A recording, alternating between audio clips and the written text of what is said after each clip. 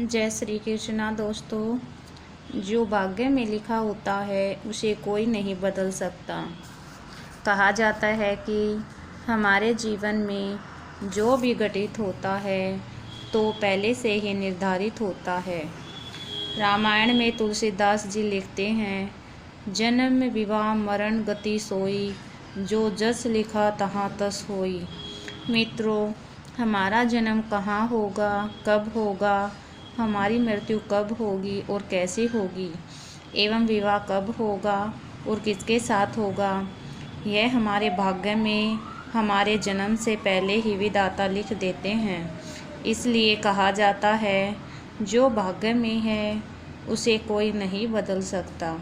स्वयं भगवान भी विधाता के लिखे काल के प्रभाव से नहीं बच सके, तो हम जैसे साधारण मनुष्य भाग्य लेख व काल के प्रभाव से कैसे बच सकते हैं।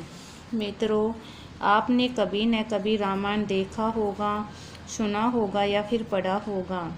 जब भगवान श्री राम ने माता सीता का व्रत त्याग किया था, तब उनके दोनों पुत्रों का जन्म वाल्मीकि आश्रम में हुआ था। उनके दोनों पुत्रों ने, जिनका नाम लव और कुश था, उन्होंने वहीं वाल्मीकि जी के आश्रम में रहकर शिक्षा प्राप्त की। उसके बाद उन दोनों बालकों ने न्याय के लिए अयोध्या जाकर अयोध्यावासियों को राम कथा को सुनाया था, जिससे अयोध्यावासियों के मन में माता सीता के प्रति अपनी धारणा बदल सकें। महर्षि वाल्मीकि जी माता सीता को अपने साथ लेकर गए थे और सभी को विश्वास दिलाने की कोशिश कर रहे थे, परंतु जो भाग्य में था उसे कोई मिटा न सका। सभी देखते ही रह गए और माता सीता धरती में समा गई। इसलिए कहते हैं, विधाता ने जो भाग्य में लिखा है वह होकर ही रहता है। कोई रंग से राजा बन जाता है तो कोई राजा से रंक बन जाता है। यह भाग्य का ही खेल है।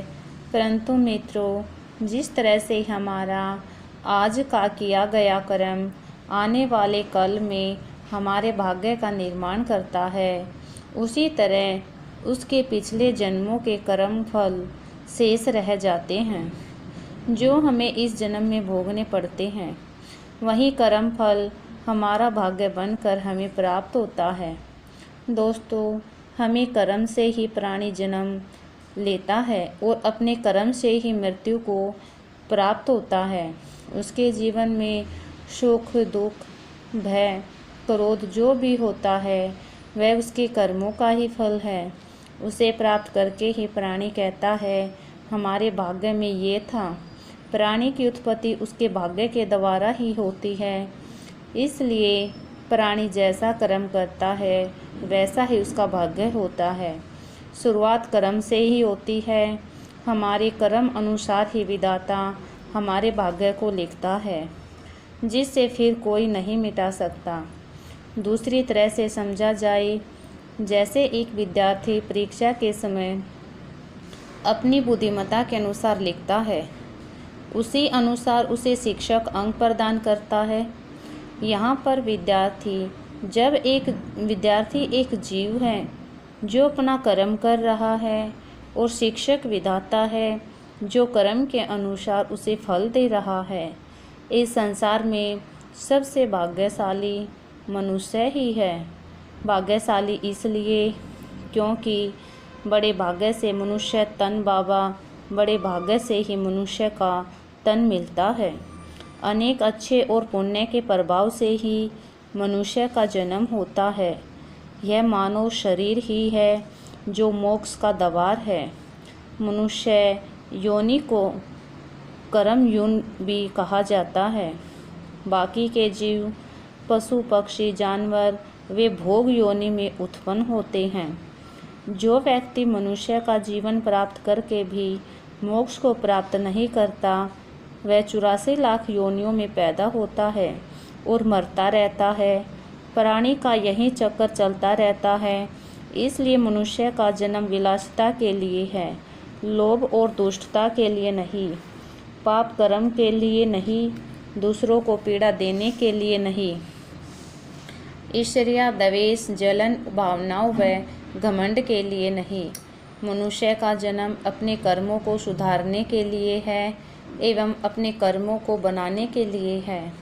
कर्म तभी सुधरेंगे और तभी बनेंगे जब हम न्यायप्रिय होंगे, दूसरों के सुख दुख को समझेंगे, धर्मात्मा और पुण्यात्मा बनेंगे, पशु पक्षियों व जीवों पर दया करेंगे, अपने एवं दूसरों के हित के लिए कर्म करेंगे, उपकार करेंगे, लालच नहीं करेंगे, गृहस्थ जीवन में रहकर ईश्वर की भक्ति करेंगे। अच्छे कर्म ही भविष्य का निर्माण करते हैं और कर्म के अनुसार ही विधाता भाग्य को लिखता है और फिर उसके किए हुए भाग्य को कोई नहीं टाल सकता, वह जीव को भोगना ही पड़ता है। जय श्री कृष्ण।